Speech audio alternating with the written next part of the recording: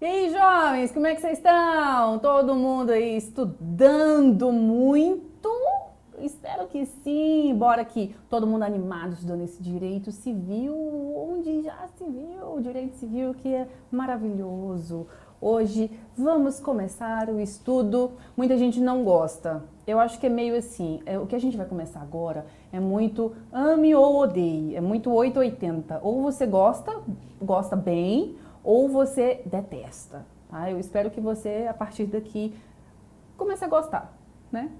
Vamos agora. O nosso assunto de hoje é coisas e direitos reais. A gente então começa aqui a falar de posse, dela a posse.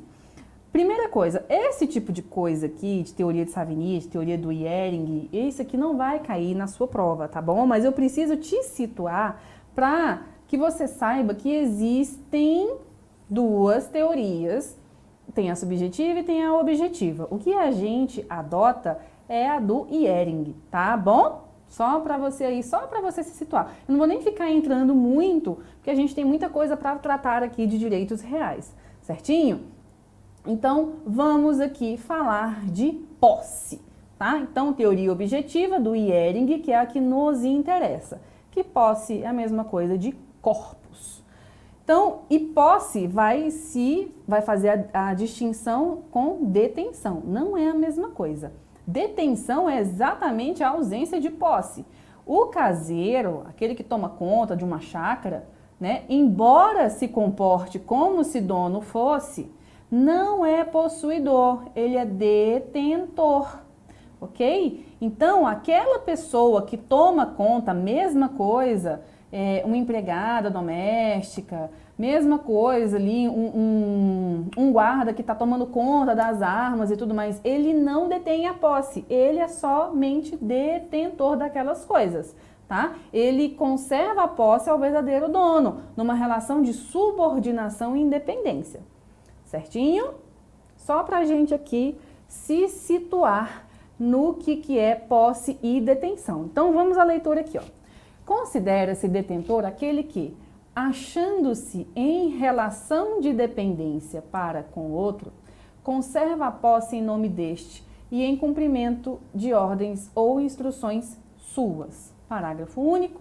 Aquele que começou a comportar-se de modo como prescreve este artigo em relação ao bem a outra pessoa, presume-se detentor, até que prove o contrário, tá certo? Não induzem à posse os atos de mera permissão ou tolerância. Atos de mera permissão ou tolerância. Então, atos de mera eu permito que você fique neste local. Então, se é atos de mera permissão ou tolerância, não induz posse. E é muito importante você saber se vai induzir ou não uma posse para fins de saber se futuramente, eventualmente, pode vir a ser ajuizado uma uso capião. Tá? Então, a gente precisa saber. Como não... cadê? Eu vou ler do começo. Não induzem posse os atos de mera permissão ou tolerância, assim como não autorizam a sua aquisição os atos violentos ou clandestinos, senão depois de cessar a violência ou clandestinidade. Da mesma forma que atos de mera permissão ou tolerância não induzem a posse, atos de violência ou de ou clandestino não vão permitir a posse. Então, se eu faço por um ato violento, se eu vou invadir algum lugar, eu não vou ter a posse, não vai me autorizar a ter a posse daquele local, tá certo? A teoria aplicável, eu acabei de falar isso lá no comecinho, né?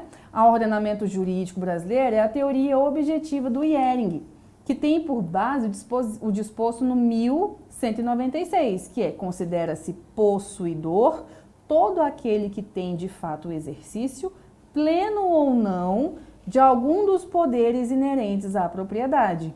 Alguns dos poderes inerentes à propriedade. Em outras palavras, possuidor é aquele que pode exercer em seu próprio nome qualquer das prerrogativas do dono. Quais são as prerrogativas do dono? Quais são? São usar, oh meu Deus, usar, gozar e dispor. Ou fruir, né? Então, eu posso usar, eu posso gozar, eu posso dispor. Isso daqui, propriedade. Certinho? As prerrogativas do proprietário são previstas no 1228 do Código Civil. O proprietário tem faculdade de, ó aqui, usar, gozar e dispor, que é a mesma coisa de fruir. Da coisa e o direito de reavê-la, ó aqui uma açãozinha reivindicatória, reivindicatória, do poder de quem quer que injustamente a possua ou detenha, certo? Posse exclusiva com posse ou com possessão. Posse exclusiva é aquela exercida por um único sujeito, que pode ser pessoa física ou jurídica ou uma entidade despersonalizada, tá bom? A com posse ou com possessão, quando duas ou mais pessoas exercem o mesmo tipo de posse ao mesmo tempo, sobre a mesma coisa, tá? Indivisa. A indivisibilidade pode ser natural, como por exemplo, com posse de semovente. O que é semovente? Ah, eu amo essa palavra, inclusive, gente, é sério, eu amo essa palavra, eu adoro. Inclusive, quando vocês forem ofender alguém, chama essa pessoa de semovente. Você está chamando ela de animal. E ela talvez não saiba disso, seu semovente, tá? Eu adoro essa palavra, eu acho ela muito divertida, eu acho que ela tem um som engraçado, semovente. Ou jurídica, tá bom? Por exemplo, bens adquiridos durante casamento sobre regime da comunhão parcial de bens, ok? 1199. Se duas ou mais pessoas possuírem coisa indivisa, poderá cada uma exercer sobre ela atos possessórios. Se duas ou mais pessoas possuírem coisa indivisa, poderá cada uma exercer sobre ela atos possessórios, contanto que não excluam os dos outros compossuidores. É possível que um único compossuidor demande judicialmente na defesa da coisa, tá? Se eles estão na posse, então é possível, vamos supor que estejam em composse 3 pessoas. Então tem 3, A, B e C. Isso aqui é uma composse. E aí vem o D e esbulho. Vai e esbulho. O A pode vir só o A e ajuizar uma reintegração, porque reintegração, no caso de esbulho, vai ser reintegração de posse. Tá?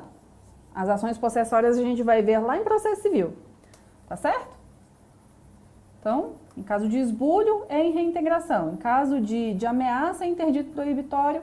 E em caso de... é qualquer outro que eu esqueci? Turbação. Esbulho, turbação ou ameaça. É manutenção, interdito e esbulho. Tá. Isso aí a gente vê lá em processo civil, nem se preocupa com isso agora, tá? Então, é possível que um único possuidor demande judicialmente na defesa da coisa, mas não é permitida a utilização da coisa de forma exclusiva, privando os demais, sendo cabível o manejo de ação possessória, tá vendo? Então, os copossuidores, eles podem, entre eles, inclusive, supondo que, de novo, ó, tem aqui a propriedade, que tem A, B e o C também é um copossuidor, só que aí vem C e esbulha A e B. A e B pode, ou então o contrário, ou então A e B vão e esbulham C da propriedade, C pode fazer o quê? A e B esbulham C, C pode fazer o quê? Reintegração, tá? Porque posse, desde que você tenha a posse, você pode fazer ali a sua açãozinha possessória. Classificação da posse. Vícios objetivos. A posse ela pode ser justa ou ela pode ser injusta. Posse justa é aquela que não contraria o direito, os bons costumes e a boa-fé. Já a posse injusta é a posse viciada, tendo em vista que foi obtida através de meios violentos. Coloquei aqui que ela é residual, porque se ela não for clandestina ou precária, ela é violenta, tá bom? Ela é clandestina, obtida às ocultas, às escondidas. E ela é precária com abuso de confiança. Aí tem aqui o caseiro que utiliza cavalo da fazenda em virtude da relação de trabalho, possui detenção sobre o cavalo. Se com o término da relação empregatícia o sujeito ainda permanece com o animal, ainda está com o cavalo, tem o fenômeno da posse, mas essa posse é injusta pela precariedade. O caseiro tem lá o cavalinho, quando terminou a relação de trabalho ele ainda ficou com o cavalinho. Essa posse do cavalinho é injusta, é o semovente, o cavalinho. Doutrina sustenta que não importa contra quem a violência foi exercida, ou seja, a violência pode ter sido cometida contra a pessoa que se encontrava no local ou sobre a coisa, rompendo fechaduras e cercas e etc. A posse pode ser de boa fé e pode ser de má fé. Posse de boa fé subjetiva e má fé subjetiva, tá? Esse aqui é uma que a gente analisa subjetiva, ou, tanto a boa fé quanto a má fé subjetiva. A posse de boa fé é quando o sujeito ignora os vícios que maculam a posse. Ah, estou ignorando. Na verdade, não é eu ignorar sabendo que elas existem, mas é mesmo de não saber. Porque se eu souber e fingir que não sei, é má fé. O sujeito sabia ou tinha meios de saber que a posse era viciada. Se ele não sabia, quando ele fala de ignorar, é no sinônimo de não saber. Tá? Não é ignorar de que, sabia, mas estou fingindo que não estou vendo. Ok? É de boa fé a posse se o possuidor ignora o vício ou o obstáculo que impede a aquisição da coisa. O possuidor com justo título tem por si a presunção de boa fé. Possuidor por justo título tem por si a presunção de boa-fé, salvo prova em contrário, ou quando a lei expressamente não admite esta presunção. A posse de boa-fé só perde esse caráter no caso e desde o momento em que as circunstâncias façam presumir que o possuidor não ignora que possui indevidamente. A posse de boa-fé só vai perder o caráter de boa-fé no caso e desde o momento em que as circunstâncias façam presumir que o possuidor não ignora que possui indevidamente. Tá certo? Por quê? Porque para a posse ser de boa fé, ele tem que não saber. Ele tem que ignorar. Trata-se de desconhecimento excusável, desculpável, dentro das perspectivas do homem médio, o homem médio do Código Civil. E aí a gente encerra essa primeira parte aqui do estudo da posse.